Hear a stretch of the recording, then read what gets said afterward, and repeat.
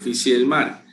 Para escapar, la tripulación debe empujar hacia afuera una escotilla ubicada en el fondo, la cual tiene un área de 0.75 metros y pesa 300 newtons. Si la presión interior es de una atmósfera, ¿qué fuerza hacia abajo debe ejercerse sobre la escotilla para abrirla? A ver, nosotros tenemos el submarino, ya saben que lo voy a dibujar como una cajita nada más.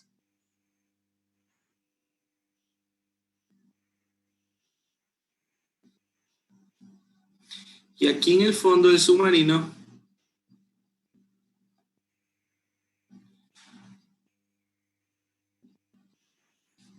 hay una escotilla, que me dicen que acá en el fondo hay una escotilla. Puede ser una escotilla de forma circular. Ya. Entonces, esa escotilla tiene un área de 0.75 metros cuadrados y tiene un peso de 300 newtons. Si yo dibujo la escotilla así, su vista lateral, el peso de la escotilla está actuando hacia abajo. Pero ¿qué otras fuerzas actúan sobre la escotilla? Me dicen que el interior está a una presión de una atmósfera y el exterior, ¿a qué presión está?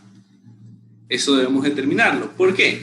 Porque el exterior va a ejercer una fuerza sobre la escotilla hacia arriba, impidiendo u oponiéndose a que se abra hacia abajo. Y el interior, en cambio, está ejerciendo una fuerza hacia abajo, tratando de que se abra.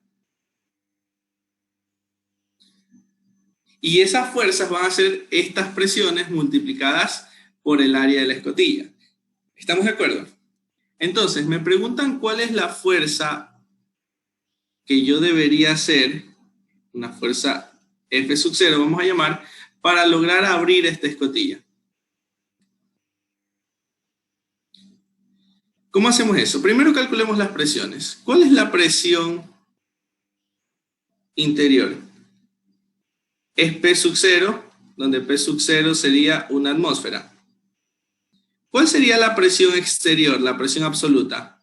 Eso sería ρ G por la profundidad más la presión atmosférica. Ahora, ¿qué va a ocurrir cuando yo haga sumatoria de fuerzas? La sumatoria de fuerzas para lograr abrir tiene que ser igual a 0. Eso quiere decir que la fuerza que yo he de aplicar más el propio peso de la escotilla más la fuerza que produce la presión interior menos la fuerza que produce la presión exterior debe ser igual a 0. Entonces, ¿cuál es la fuerza que yo he de aplicar? Fuerza exterior menos fuerza interior, esto lo voy a agrupar aquí, menos el peso. Listo, pero ¿qué es la fuerza exterior? Es la presión exterior por el área. ¿Y qué es la fuerza que ejerce el interior sobre la escotilla? La presión interior por el área. Así que si yo hago esta diferencia, ¿qué me queda? Me queda presión exterior menos presión interior por área menos el peso. Listo. ¿Cuánto sería entonces la fuerza? La presión exterior es esto, la presión interior es esto. Si yo hago la diferencia, se me va a P sub 0. Entonces me quedaría simplemente la presión manométrica en el exterior de la escotilla. Eso sería ρ. Como se supone que estoy en el mar, debo usar la densidad del agua salada. Eso es 1030 kilogramos sobre metros cúbicos por la gravedad, por la profundidad a la que se encuentra la parte inferior del submarino. Bueno, ahí ya tenemos la diferencia de presiones. Multiplicada por el área. ¿Cuál es el área de la escotilla? 0.75 menos el peso, que me dicen que es 300. ¿Cuánto sería esa fuerza?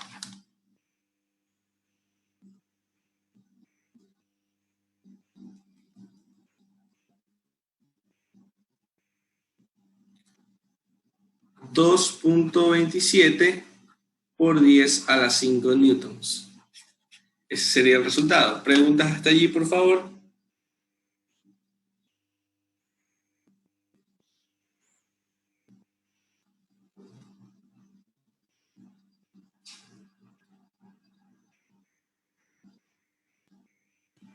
¿Puedo explicar una vez más el análisis que hizo ahí en la escotilla para ver las fuerzas? Claro. A ver. Déjame dibujarlo acá. Esta es la vista lateral de la escotilla. Esta es la parte interior del submarino. Esta es la parte exterior del submarino. Pregunto, la parte exterior por debajo del submarino va a empujar la escotilla hacia adentro, no va a dejar que se abran. La clase anterior hicimos un ejercicio parecido donde yo les decía, imagínense que el submarino se queda dañado en el fondo, no hay manera de que nosotros con nuestra propia fuerza podamos abrir esa escotilla porque la presión que hay en el submarino debido al agua que está rodeándolo es muy grande y por lo tanto esta fuerza que ejerce el agua es extremadamente grande. Pero a su vez, como en el interior también hay una presión, esa presión también ejerce una fuerza hacia afuera. ¿Qué otra fuerza tenemos? El propio peso de la escotilla. Y obviamente la fuerza externa que yo debo hacer para lograr abrirla, según lo que me dice el enunciado. Entonces, hago esta sumatoria y me queda esta expresión de aquí. Y luego simplemente quiero saber cuánta fuerza debo aplicar para lograr abrirla. ¿Cuál sería la fuerza mínima que debo aplicar para abrirla? Entonces despejo esta diferencia de fuerzas, me queda en términos de la diferencia de presiones, se cancelan las presiones atmosféricas y me queda solo la presión manométrica. Calculo ρGH, multiplico por el área, acuérdate que presión por definición es fuerza sobre área, luego fuerza es igual a presión por área. ¿Estamos de acuerdo? Sí, ahora sí. Gracias. ¿Alguna otra duda hasta ahí? Continuemos.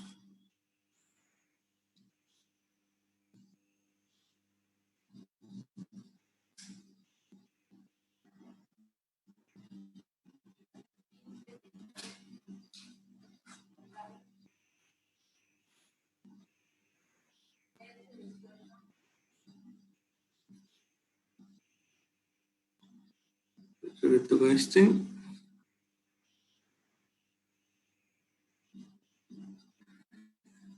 Ah, no, esto ya hicimos.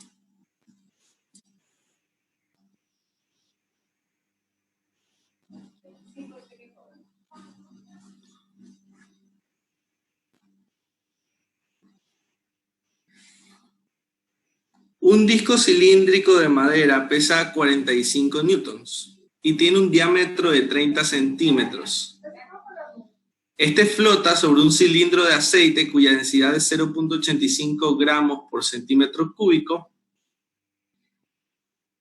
El cilindro de aceite mide 0.75 centímetros de alto y tiene un diámetro igual al cilindro de madera. Calcule la presión manométrica en la parte superior de la columna de aceite. A ver, ¿cómo haríamos eso? Yo tengo, vamos a hacer el dibujito. Tenemos aquí un cilindro. El cilindro contiene aceite. Toda esta parte tiene aceite. El aceite tiene una densidad de 0.85 gramos por centímetro cúbico. ¿Eso cuánto sería en kilogramos por metro cúbico? 850. 850, ¿verdad? 850 kilogramos por metro cúbico. Ya. ¿Qué más dice aquí? Dice que sobre este aceite reposa un disco de madera. Aquí encima Va a haber un disco de madera, pero el disco de madera tiene un peso. Y ese peso va a producir ¿qué cosa sobre la superficie del aceite? Va a ejercer una presión. ¿Estamos de acuerdo? ¿Cuál sería la presión absoluta en la superficie del aceite? La presión absoluta en la superficie del aceite sería la presión producida por el peso del disco más la presión atmosférica. Esa sería la presión absoluta en la superficie del aceite. Pero ¿qué es lo que me pide el ejercicio? Absoluta. El ejercicio me pide, literal, la presión manométrica. ¿Qué es la presión manométrica? Es la absoluta menos la atmosférica. Entonces sería solamente la presión producida ¿por quién? Por el peso del disco. ¿A qué es igual la presión producida por ese peso? El peso es la fuerza y la superficie sería igual a la superficie del disco. Entonces tendríamos la presión producida por el peso del disco es igual al peso dividido para el área. ¿Cuál sería el peso del disco? Y me dan 45 newtons. ¿Y cuál es el área del disco? Tenemos su diámetro, 30 centímetros. Como es una circunferencia, eso sería pi por radio, que sería la mitad, en metros 0.15 al cuadrado.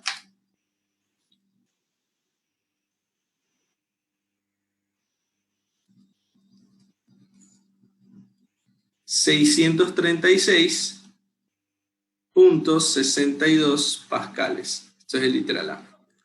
Profe, o sea, el peso es la presión manométrica. La presión producida por el peso va a ser igual a la presión manométrica porque ya le estamos descontando la presión atmosférica. Repito, como me piden calcular la presión manométrica en la parte superior a este nivel, ¿qué es lo que hay encima de ese nivel? Aquí hay la presión atmosférica y aquí hay una fuerza ejerciendo presión. Eso sería la presión del disco más la atmosférica. Pero eso es la absoluta. ¿Qué me piden? La manométrica. Entonces mando a restar esto y me queda la manométrica. Y sería solo la presión ejercida por el peso del disco.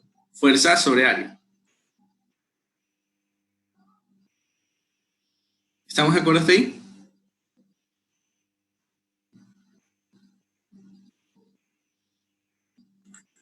Sí, profe. Literal B, dice, suponga que alguien coloca un peso de 83 newtons en la parte superior del disco de madera, pero el aceite no se escurre alrededor del borde de madera. Es decir, yo voy a poner otro peso ahí encima. Aquí tenemos el aceite.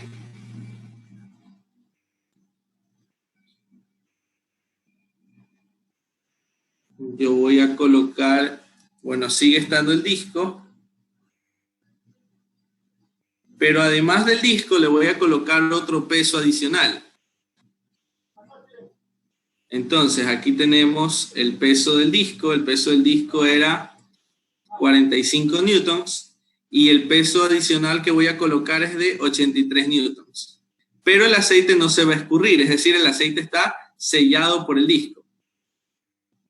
Me preguntan, ¿cuál es el cambio? Miren que no me preguntan la presión, sino el cambio de presión en la base del aceite y a la mitad de la columna del aceite. Si yo coloco un peso adicional, ese peso adicional, ¿cuál es la presión a cualquier nivel del aceite? Midiendo desde aquí, desde la superficie del aceite, hacia abajo, altura, profundidad H. La presión en cualquier punto del aceite sería la presión atmosférica más la presión producida por el peso 1, que es el del disco, más la presión producida por el peso 2. Bueno, todavía no consideremos el peso 2, consideremos solo el peso 1, que es el del disco. Más ρGH, donde H sería la profundidad, ¿verdad? ¿Estamos de acuerdo ahí? Esa es la presión que había antes de colocar este disco en cualquier punto a profundidad H. ¿Por qué justo en la superficie nosotros no pusimos esto? ¿Por qué no pusimos este término justo en la superficie? ¿Cuánto vale la profundidad del nivel del aceite en la superficie? Ya 0. 0. Entonces esa parte no contaba porque a este punto todavía no hay una columna de aceite encima de él. Pero si tomo un punto cualquiera, aquí sí hay una columna de aceite sobre ese punto.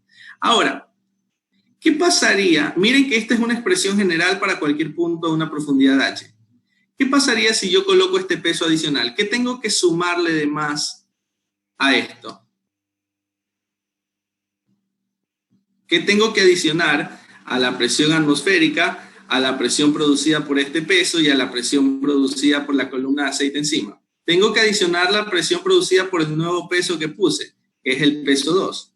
Ahora, si esta es una expresión general, podríamos decir que la presión del aceite en cualquier punto, ¿cuánto cambia al colocar este peso adicional? ¿Cuál fue el cambio para cualquier punto? Este número de acá.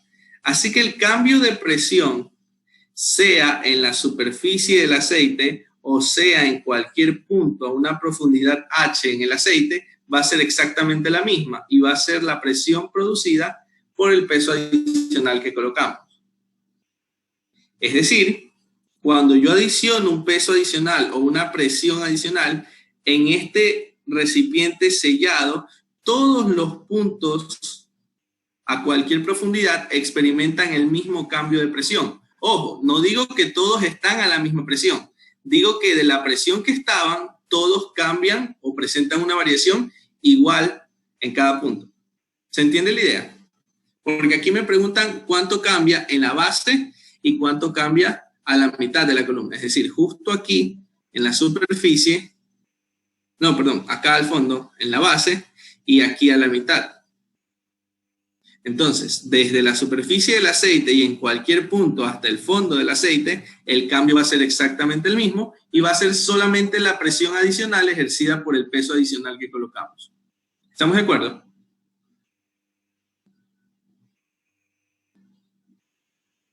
Mucho ojo, no estamos calculando. ¿Esto siempre va a ocurrir o es porque ahí especifica que el aceite no sale de... O no Eso sobre los bordes? Eso ocurre porque el aceite no sale por los bordes.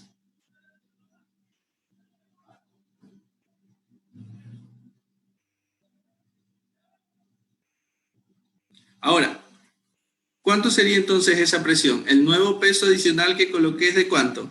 De 83 newtons. Y el área sobre la que actúa es el área acá. Pi sobre 0.15 al cuadrado.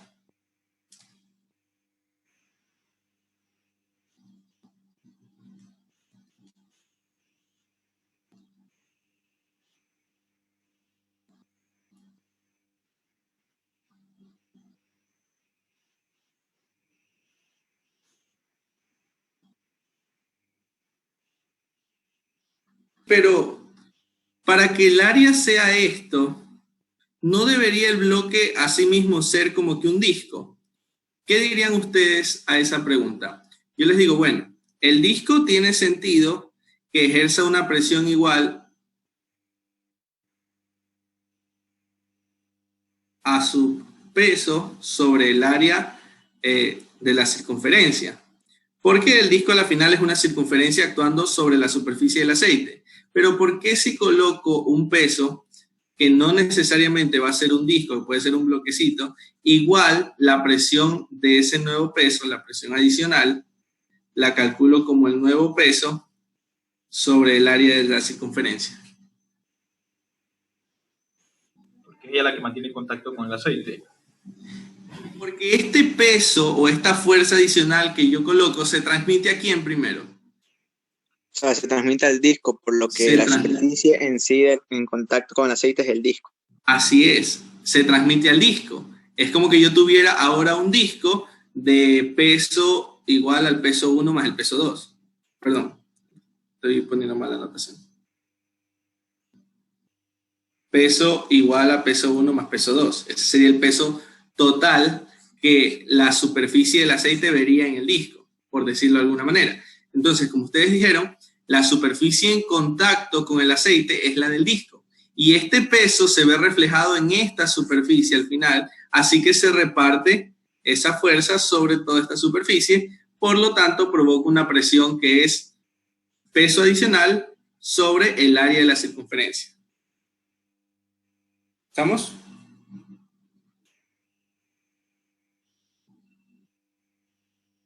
¿Hasta ahí de acuerdo?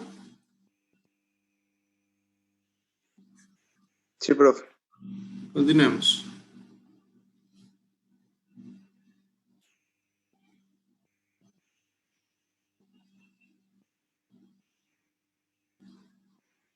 A ver, una boya cilíndrica de 950 kilogramos puede flotar verticalmente en agua salada.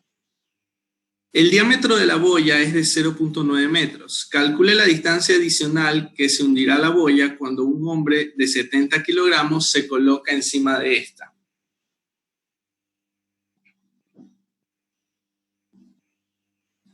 A ver, nosotros tenemos un fluido que está a cierto nivel y hay una boya cilíndrica que flota verticalmente. No sabemos a qué profundidad está flotando, o sea, qué longitud de la boya esté por debajo y qué longitud de la boya esté por encima del nivel del agua.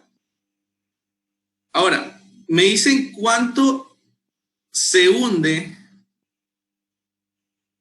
o cuánto más se hunde, cuál es la distancia adicional que se hundirá cuando ahora encima de ella se coloca un hombre con una masa de 70 kilogramos. Entonces, ¿de qué va a depender la altura adicional, el delta H que se hunda? ¿Cuál es el peso adicional que tengo en el sistema? El peso de la persona. Aplicamos flotación, empuje hidrostático. ¿A qué es igual el empuje hidrostático? A la densidad por la ¿Densidad gravedad de quién? por el volumen. Por la densidad del fluido. Densidad del fluido.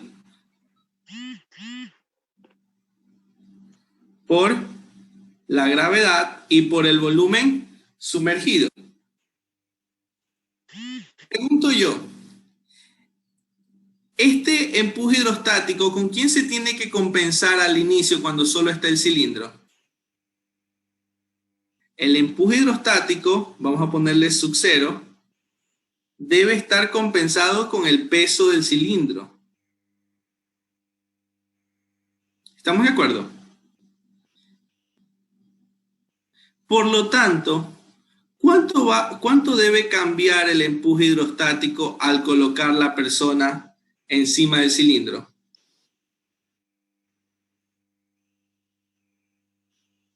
Eso sería el peso adicional De la persona. ¿Sí o no? La fuerza adicional de empuje debe ser igual al peso adicional colocado. ¿Y de quién es el peso adicional colocado? El peso de la persona. Entonces, el cambio de empuje hidrostático, que sería la densidad del fluido por la gravedad, por el cambio de volumen sumergido, va a ser igual al peso de la persona, que sería masa por gravedad. Aquí se va la gravedad. ¿Cuál va a ser el volumen sumergido, el cambio de volumen? El cambio de volumen, recuerde que esto es una superficie circular. El delta V sería este cilindro de altura delta H, entonces el delta V sería ¿qué cosa? Pi por radio al cuadrado, la base del cilindro, por el delta H, ese sería el delta V. ¿Estamos de acuerdo? Lo que se hundió adicional al colocar la persona encima. Entonces, tenemos aquí Rho, Pi, R cuadrado por delta H es igual a la masa de la persona. ¿Cuánto sería entonces el cambio de la parte sumergida del cilindro al colocar la persona ahí encima? Sería la masa por la densidad del fluido, pi por radio al cuadrado. ¿Cuál es la masa de la persona? 70 kilogramos. La densidad del fluido, agua salada, 1030. Pi por radio al cuadrado. Me dicen que el diámetro es 0.9, el radio sería 0.45. ¿Cuánto nos da eso?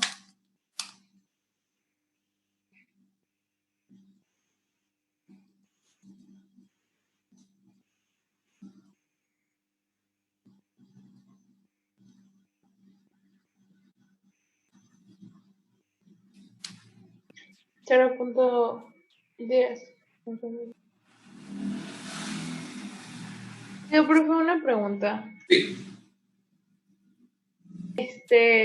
Me confundí un poco en la parte de la variación de empuje hidrostático, que es igual al peso adicional. Ya, a ver.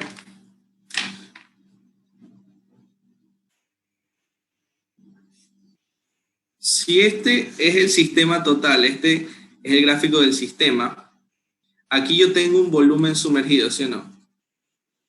Este sería mi volumen sumergido. Entonces, el peso de todo el sistema tiene que estar en equilibrio ¿con quién? Con el empuje hidrostático. ¿Cuál es el peso del sistema al inicio?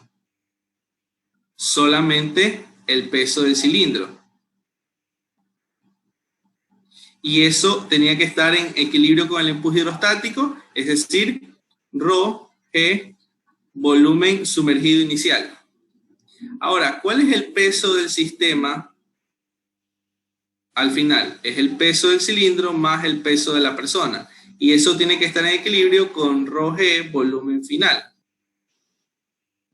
Esto es empuje hidrostático al inicio, empuje hidrostático al final. Si yo resto estas dos ecuaciones, ¿qué me queda? Me queda delta E, el cambio de empuje hidrostático, va a ser Rho G por volumen final menos volumen inicial, delta B, el cambio de volumen, y si yo resto esto menos esto, se va el peso del cilindro y me queda el peso de la persona, que es el peso adicional.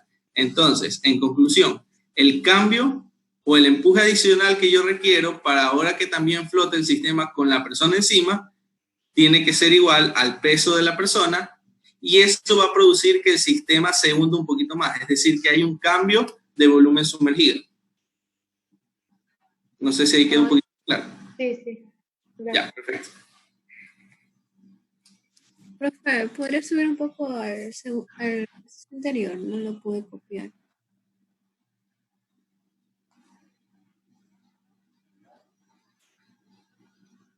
Ahí. Sí.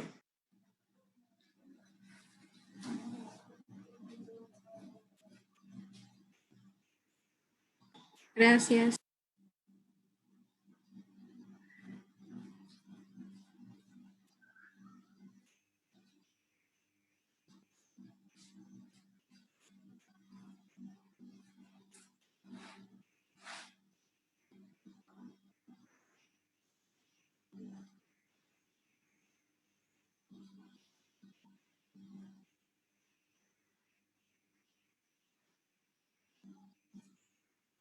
A ver, continuemos.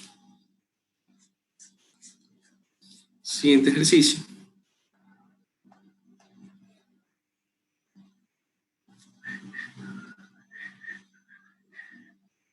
Ay, me di cuál sigue. A ver si es este.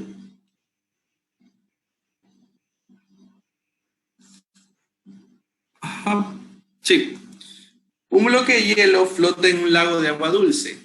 Si es agua dulce, la densidad del agua es 1000 kilogramos por metro cúbico. ¿Qué volumen mínimo debe tener el bloque para que una mujer de 45 kilogramos pueda ponerse de pie sobre este sin mojarse los pies? A ver. Aquí tenemos el nivel del agua. ¿Cómo tiene que estar el bloque sobre el que está parado la mujer para que la mujer esté justo a punto de mojarse los pies? El bloque debe estar justo con su parte superior en la superficie del nivel del agua. Es decir, la mujer está parada justo allí y está a punto de mojarse los pies. Para esta condición, el volumen del bloque sería el mínimo. Ahora,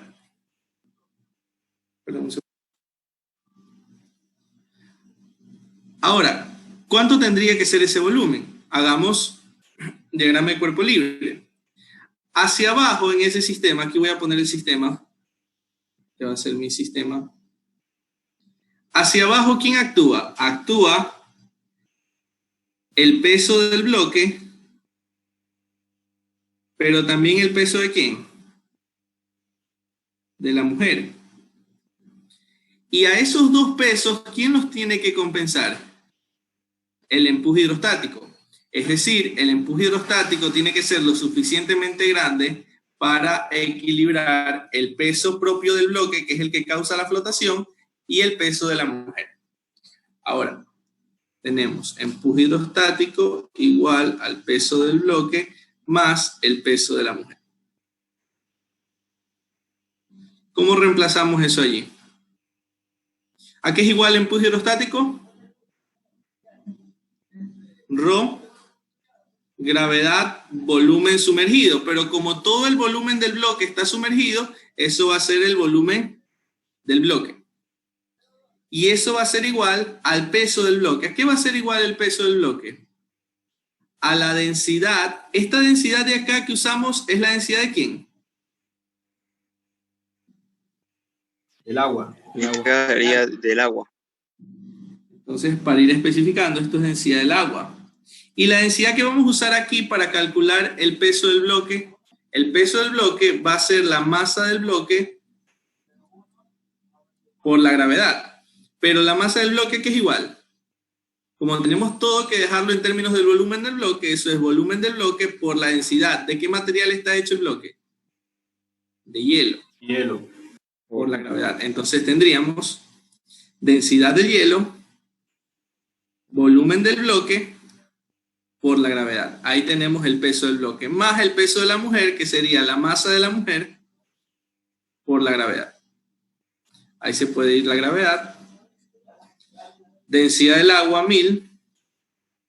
Volumen del bloque, no sabemos. Densidad del hielo, ¿cuánto es? Déjame ver. 0.920. 920. Volumen del bloque más la masa de la mujer, 45. ¿Cuánto sería entonces el volumen del bloque?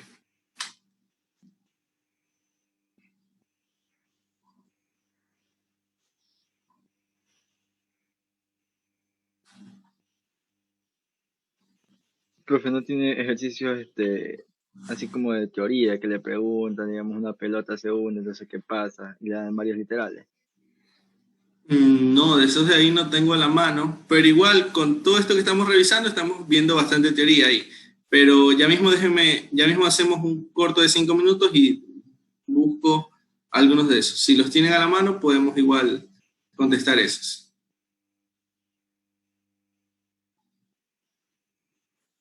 A ver, hasta ahí estamos de acuerdo.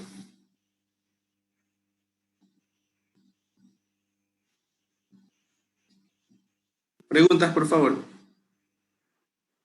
Explique la última parte, profe. ¿Cómo? Explique la última parte. Esto de acá. Sí, ajá. Ya, a ver, habíamos dicho que la ecuación de equilibrio de fuerzas, la sumatoria de fuerzas en Y igual a 0, el empuje hidrostático tiene que compensar al peso del bloque más el peso de la mujer. Pero el empuje hidrostático depende de ¿quién? Del volumen sumergido del bloque. Como el bloque está completamente sumergido, para tener el volumen mínimo, entonces tendríamos densidad del agua, el fluido en el que está sumergido, por la gravedad, por el volumen del bloque. Y eso tiene que ser igual al peso del bloque, pero como no sabemos el peso del bloque y depende de su densidad y de su volumen, entonces otra vez lo dejamos en términos de volumen del bloque. Eso sería masa, que es densidad del bloque, que es de hielo, por el volumen del bloque. Esto es masa por gravedad, para tener una fuerza. Más la masa de la mujer por gravedad, sería el peso de la mujer. Se van las gravedad. Y ahí simplemente despejo, me quedaría volumen del bloque, densidad del agua, menos densidad del hielo, igual a la masa de la mujer. El volumen del bloque sería la masa de la mujer, 45, sobre la densidad del agua, 1000, menos la densidad del hielo, que era 920. Es 920. Y esto nos da 0.5625 metros cúbicos. ¿Sí? ¿No? Preguntas, por favor. Sí, profe, sí, gracias. Ya, chévere.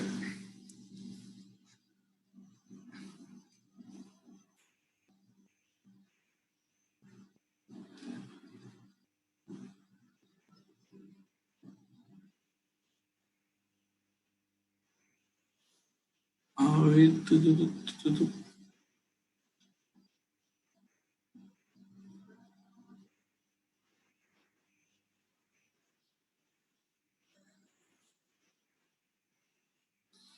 Una muestra de mineral pesa 17.5 newtons en el aire, pero si se cuelga de un hilo ligero y se sumerge por completo en agua, la tensión del hilo es 12.2 newtons. Calcula el volumen total y la densidad de la muestra. A ver, lean nuevamente el enunciado, imagínenlo, y quiero que ustedes me den una idea sobre qué es lo que está pasando allí. Quiero que ustedes, mejor dicho, me digan qué es lo que está pasando allí. Peso una muestra de mineral en el ambiente externo, en aire, y el peso me da 17.5 newtons. Ahora lo sumerjo en agua, colgado de una cuerda, y al medir la tensión de la cuerda, esa tensión es de 11.2 newtons.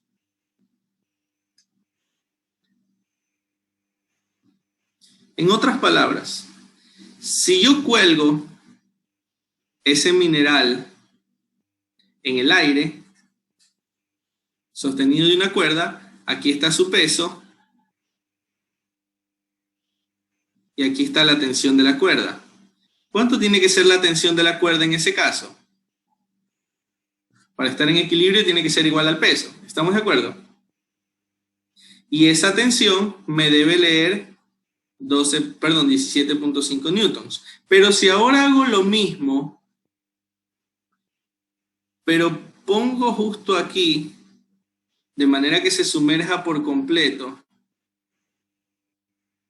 el mineral en agua, ocurre que esta tensión se marca en 11.2 newtons. ¿Por qué razón esa tensión se marca en un valor menor que lo que se marcaría acá? Por el peso que cambió, o sea, un peso aparente. Porque hay ahora un peso aparente. El peso aparente sería el peso real menos ¿qué cosa? Empuje. Menos el empuje. Entonces, ahora tenemos, además del peso real de la esfera, tenemos un empuje hidrostático. Eso evidentemente va a dar que la tensión 2 más el empuje sea igual al peso. Entonces la tensión 2 va a ser el peso menos el empuje. Y obviamente la tensión 2 va a ser menor que la tensión inicial. Ahora, ¿cuál es el volumen y la densidad de la muestra? ¿Cómo hacemos eso? Sencillo. ¿Cuál va a ser el empuje? El cambio en el peso aparente del mineral. Entonces, el empuje hidrostático sería el peso real menos la tensión 2. ¿Cuál es el peso real? 17.5. ¿Y cuál es la tensión medida que está midiendo el peso aparente? Básicamente 11.2. Quiere decir que el empuje tiene que ser ¿de cuánto? De 6.3 newtons. ¿Estamos de acuerdo? Simplemente estoy despejando de aquí el empuje.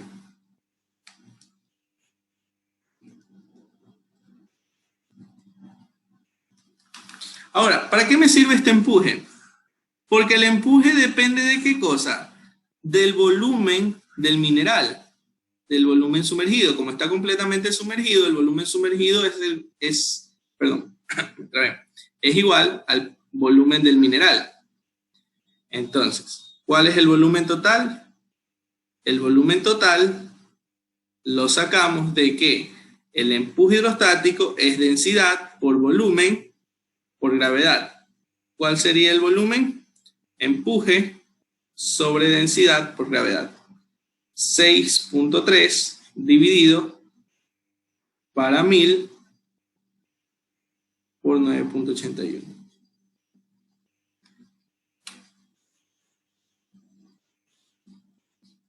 $6.42 por 10⁻⁴ metros cúbicos. ¿Y cómo calculo la densidad? Densidad, por definición, es masa sobre volumen, pero no conocemos la masa, aunque sí conocemos ¿qué cosa? El peso. Entonces, la masa sería peso sobre gravedad, y me quedaría 17.5, 9.81, y el volumen, que es 6.42 por 10⁻⁴.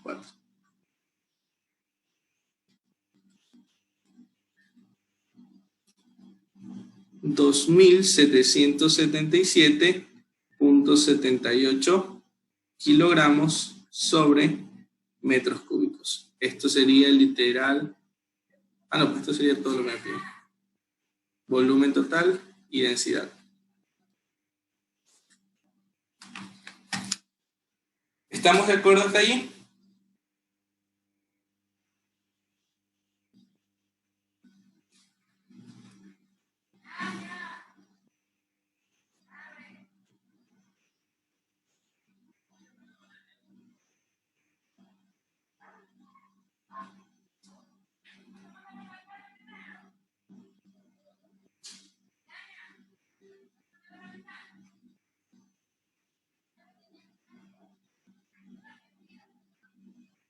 Pero eso que están mandando allí no es de hidrostática, es hidrodinámica.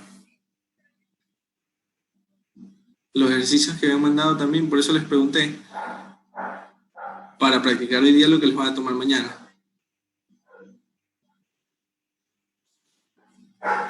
Yo la verdad creo que hidrostática va a ir más conceptual. A ver si no sé, pero igual, todos estos ejercicios, más que no son desarrollos tan largos, pero son bien conceptuales. Igual, si tienen alguna duda sobre la teoría, vayan haciéndola mientras desarrollamos los ejercicios. Pero la parte hidrodinámica ustedes me dijeron que no va, por eso ni siquiera la teoría he dado todavía. Esa la voy a dar el día lunes. A ver.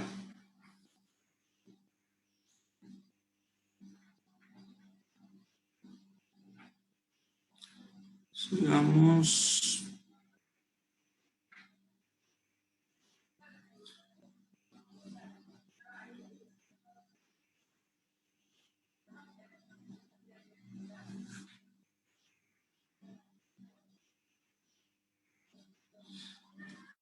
Usted está preparando un aparato para hacer una visita a un planeta recientemente descubierto llamado Casi, que tiene océanos de glicerina y una aceleración superficial debido a la gravedad de 4.15 metros sobre segundos cuadrados. Si el aparato flota en los océanos de la Tierra con el 25%... y aquí falta otro pedazo.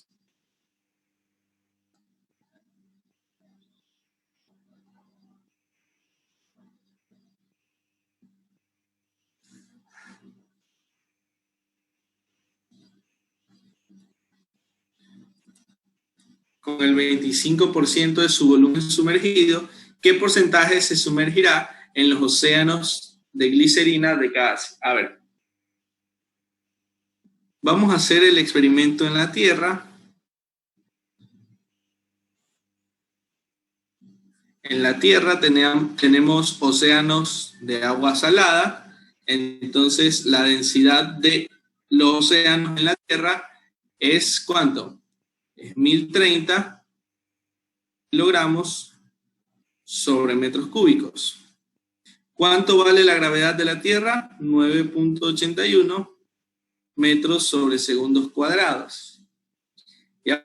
¿Cuál es el porcentaje de volumen sumergido? Es el 25%. Así que, ¿cuál sería la ecuación de empuje? El empuje hidrostático en la Tierra tiene que estar en equilibrio con el peso del aparato en la Tierra. Entonces, empuje en la Tierra tiene que estar en equilibrio con el peso que tiene el aparato en la Tierra. Eso sería densidad del océano en la Tierra por la gravedad de la Tierra por el volumen sumergido, que es el 0.25 o 0.25 del volumen total, porque es el 25% del volumen. Y eso es igual a la masa del aparato por la gravedad de la Tierra, que sería su peso. Ahora, esta es la ecuación del sistema para la Tierra. Miren que incluso aquí la gravedad se simplifica. Me quedaría que la densidad del agua salada por el 0.25 del volumen total del objeto es igual a la masa del objeto. Esta sería la primera ecuación. Y ahora hacemos lo mismo para el planeta Caasi. La densidad en Caasi es 4.15 metros sobre segundos cuadrados. La gravedad en Caasi... no, perdón, esta es la gravedad. Esta es la gravedad en Caasi. La densidad en Caasi son océanos de ¿qué cosa? Son océanos de glicerina. Entonces, la densidad del océano en Caasi, déjenme ver cuál es la densidad de la glicerina.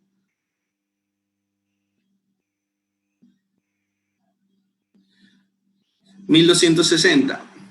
1.260 kilogramos sobre metros cúbicos. Perfecto. Ahora, en Caasi tendríamos, asimismo, empuje debido a los océanos de glicerina y el peso debido a la gravedad de ese planeta. Pero tal como pasó en la Tierra, donde la gravedad a la final se simplificaba, ¿qué va a pasar acá? Densidad del océano en Caasi por la gravedad de Caasi por el porcentaje de volumen sumergido igual a la masa que no cambia en cualquier planeta por la gravedad de ese planeta. Otra vez se simplifican las gravedades y me queda simplemente la expresión densidad por el porcentaje de volumen total igual a la masa. ¿Qué pasa si yo divido la ecuación 1 para la ecuación 2? Me queda densidad de la Tierra, 0.25 volumen total, igual a la masa, dividido densidad en Caasi, el porcentaje del volumen total, igual a la masa. Esto me queda 1, aquí se va el volumen total, ¿y qué me queda? Que el porcentaje del volumen sumergido, pasando acá a multiplicar, es 0.25 por la densidad del océano en la Tierra, que es la densidad del agua, sobre la densidad de los océanos en Caasi, que es la densidad de la glicerina. Ese porcentaje sería entonces 0.25 por 1030 sobre la densidad de la glicerina, que es 1260. ¿Cuál sería ese valor? 0.25 por 1030 dividido para 1260. 0.2043. Es decir, eso sería el 20.43% del volumen total. Eso sería el volumen sumergido.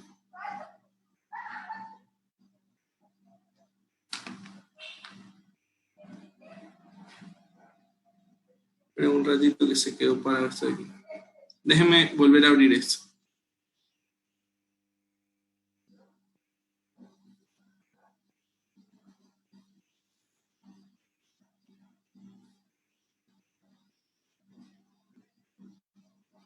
No.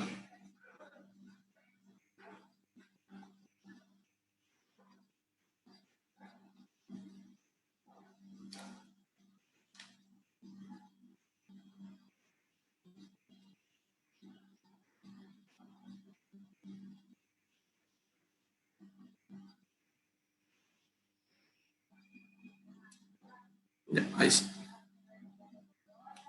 A ver. Entonces, el volumen sumergido en casi va a ser igual al 20.43% del volumen total del aparato. Eso es lo que me piden hallar. Preguntas hasta ahí, por favor. La densidad de la glicerina la sacamos por tablas nomás. Eso me lo debe decir el ejercicio. Profe, ahí pasaron ejercicio teórico. Ya los voy a revisar.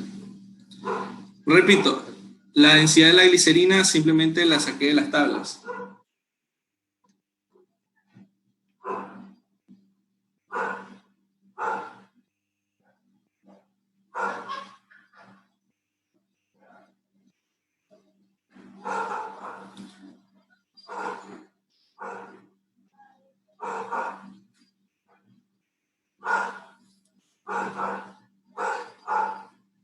Ya, denme un segundo para descargar entonces estas imágenes, para revisar las preguntas teóricas.